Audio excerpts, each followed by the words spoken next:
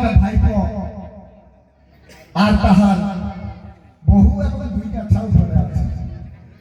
আর ছাউটা এত গান বাজনার পাগল, ঝুমুর গানের দল আছে, এই খাজা গানের দল আছে। আজ এটি কান উঠিয়ে ঘুরে বেড়ায়, ঘরে ছাউ কিস খাবাই ভান দেখার দরকার নাই। তা সেই বহুটা 12 মাইলের বড়লে 84-60 কাটি বোঝা করি রামের মাধব বিক্রি করি যায়, যাক কোনো খেলে ভাষায় আমরা কিনি যাই।